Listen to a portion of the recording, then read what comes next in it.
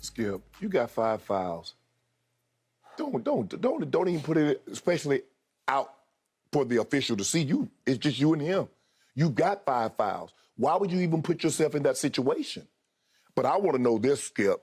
I mean, even if, let's just say for the sake of argument, okay, Ben, you're right. Ja already had 35 at that point. Now, I need to know who was guarding Ja Morant and who was guarding Desmond Bane. Because both of them went for 38. Now, you told me with the addition of Royce O'Neal and Ben Simmons, this was going to be a much better basketball team on the defensive end. Yep. And I can't tell. Skip, of 126 qualified players, Ben Simmons has the second worst defensive rating at 129.3.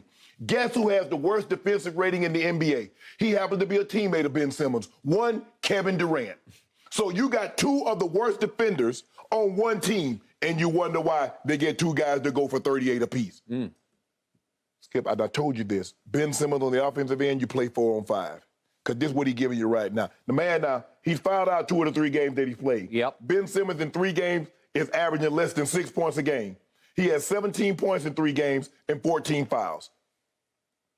How's that good for you? But you don't want him to shoot. I told Ben he don't have to shoot. You can't win a championship with Ben Simmons on your team because he's a liability on the offensive end. And at least, Skip, when he was a liability on the offensive end, what could he do? He could lock down one of the best players on the opposing team. Now he can't even do that. Well, so if he can't lock down a defender, he can't lock it down defensively. You already know he's going to give you next to nothing.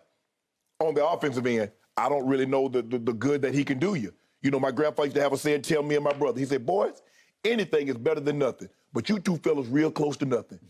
Ben Simmons, anything is better than nothing, but right now you real close to nothing. Skip, they're playing 4 on 5. It's really simple. It's really as simple as that. I mean, it was a great game last night. I was, flipping back and forth.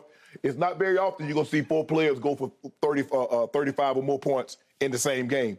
And when my researcher, Ash, she's like, this is the first time that's happened since 1983. I said, I think it was that game, the Pistons and the Nuggets, the triple overtime game, the highest scoring game in NBA history. I think the final score was 183. Okay, but that was triple overtime. This was no overtime. Right.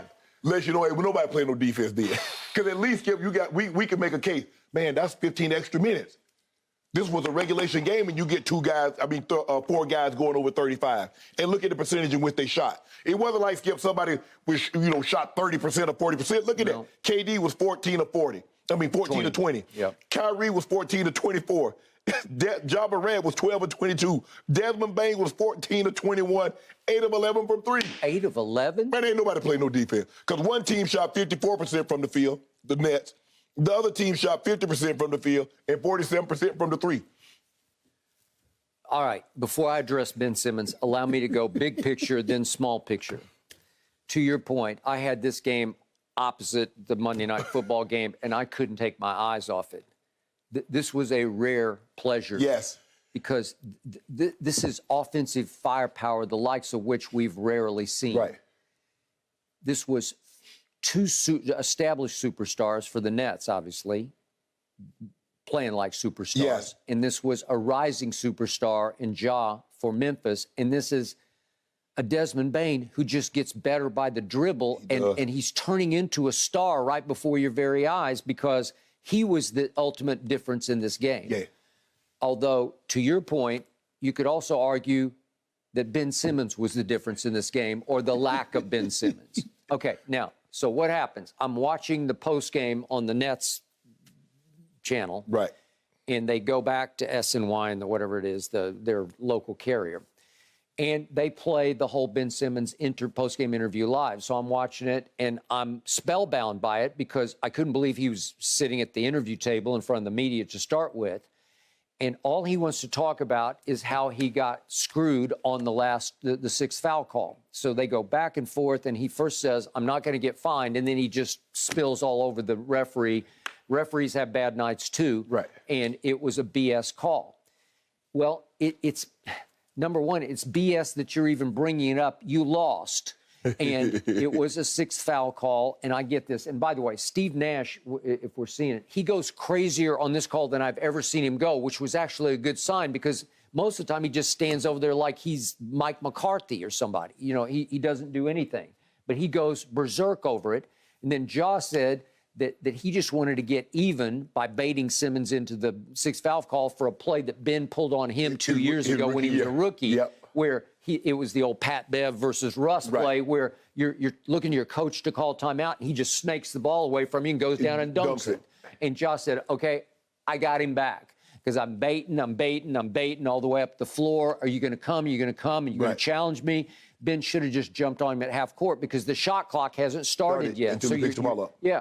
And once he touches the ball, then Ben jumps, and Josh says, oh, I got this, and he makes a move, and then Ben bodies him, and then John immediately points. Yeah. You got to go. Leave. You got to go. You're out. Okay. I'm with you on this. I saw one flash in one preseason game when Ben Simmons looked like Ben Simmons. Since then, he's reverted to looking like a guy who suffered amnesia, where he forgot completely that he ever played basketball, and he's trying to relearn how to even play it at all, like at the rudimentary level. Right. He's just trying to figure out what are the rules here? Right.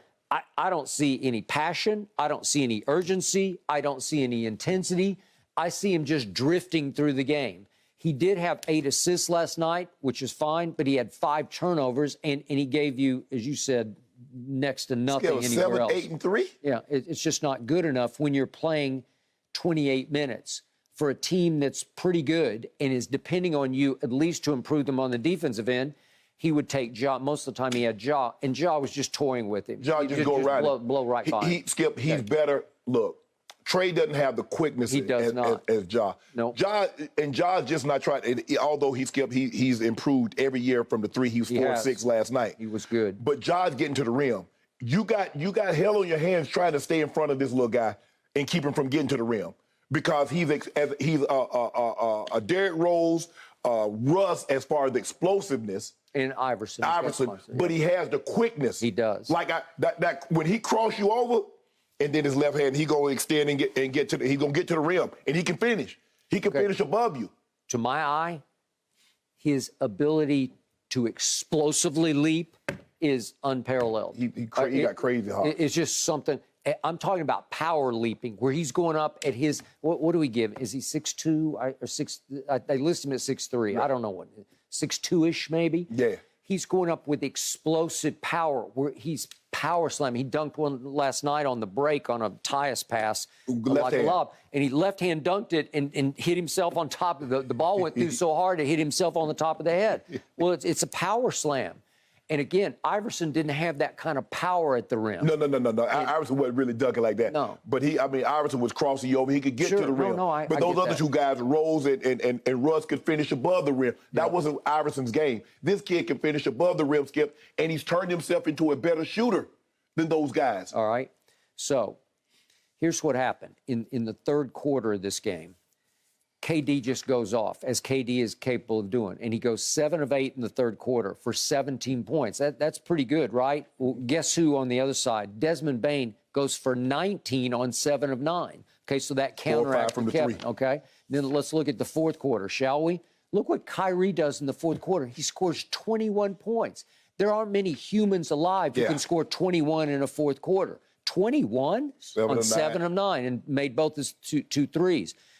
Guess who on the other side? Well, Desmond Bane's contributing 13. So look what Desmond Bane does in the second half. He scores 32 points. Well, it's hard to if your second guy is going to get 32 in the second half, right, you're probably going to lose. Yeah. Okay. So can Royce O'Neal? Nobody could guard him. And listen, Desmond Bane is getting to where from 3, he just shoots it like a free throw. It's like a set shot. It's like feet on the floor. He just strokes it. And it just goes in. So if we could see, we're seeing some Desmond Bane here now. Wow. Okay, so the pivotal point of the game is it's still a 6-point game, and Kevin Durant goes down. It's with 3:29 left. Again, 6-point game, and he just bowls. I forget who was in his way, but he just gets a terrible offensive foul. He just knocks over. I think it's Dylan Brooks. Isn't it? Yeah, it's Dylan Brooks. Just knocks him over. Just drives right through him. And there's a little bit of flopping, but not that much. Okay. No, Kevin, you fouled him. And that basically ended the game, because if we could see how Desmond Bane then came down and drove last nails in the coffin, that's an offensive foul. So here's Desmond Bane, 3:22 left. he comes down and just strokes a three to put them up 9. And then he just says, well, I got this. And if you've added that to your repertoire, because he's not just a catch and shoot guy, he goes in with his left hand and just goes hard off the glass. And But Skip, he's not built like a basketball player. He's built like a football player. You look at his upper body, he got caps on his shoulder. You're like, bro, how you shoot the ball and you built like that? I used to watch him at TCU, and I didn't see this, man, because this is spectacular stuff. They turned themselves into a very good, but Skip, Jaws started this season out on another level. I mean, I thought he could be good, and I thought he would long term. The only thing that scares me, Skip, he's so high up in the air and he spends so much time on the floor. Totally agree. That's the only thing that can. Every time he goes up, I'm just wincing. Because I mean, he's been unbelievable. I mean, he's my early season. If you had an MVP vote for the first 3-4 games of the season, I'll buy that. Okay, but the problem is, remember last year he suffered and suffered. His knees just get battered. And so he's got all kinds of arthritic issues just because they're pounded and pounded and pounded because he's going too high for his ability to withstand coming down on hardwood floor. Well, it's not like he's 200 pounds. I mean, what do you think John weighs? 175? It doesn't look like much more than that. Maybe 180. I don't know. It's in that ball. I still can't figure out exactly how tall he is. Yeah. Again, 6'2"-ish? Yeah, I would say 6'2"-ish. Yeah. Okay. I mean, he's put together, though. I mean, he's stout. Skip, they did a number on Ben Simmons and Royce O'Neal. They did a number. I mean, those supposed to be your defensive guys, Skip. That's who you added to shore up that end of the floor. And unfortunately, they just gave up 134 at Memphis. In regulation. But Skip, that's how they were going to win games anyway. Remember, even when they had Harden, their whole thing was to outscore you. But just for perspective, the guy with the 5th best defensive rating in the NBA, GOAT. Really? Huh. Yet he ranks 142nd out of 152 three-point shooters. That kind of cancels that out. Boy, you want to bet he won't finish that low? Huh. He'll be in the 80th percentile when it's all said and done. He about to catch 5 tonight. Huh. What do you mean 80 percentile? You said he'll be in the. You said he's 152. He's gonna move up 70 spots. That's 70 spots. 70. Well, I think we have a bet that he's going to outshoot Kevin Durant from 3. So I'm kind of liking my chances. I mean, Kevin Durant was 1 of 3 last night. Yeah. LeBron is 7 for 27. He was minus 10. Huh. Yep. Yeah, but Kevin made 7 out of 8 shots in the third. They lost. Yeah. And 1 of 37 don't mean nothing. Cheap points, garbage points. Get them in mop-up time. Yeah, but that duo, that's as dynamic as you can get, at least on one end of the floor. Well, the bad guys keep beating that dynamic duo. That is true. They better go back to the Hall of Justice and get some more super long friends to help season, and you got a lot more missed threes from LeBron James. Thanks for watching, Undisputed fans. Subscribe here to get the very latest from Skip and Shannon. Plus, go watch a few segments from our other shows on FS1.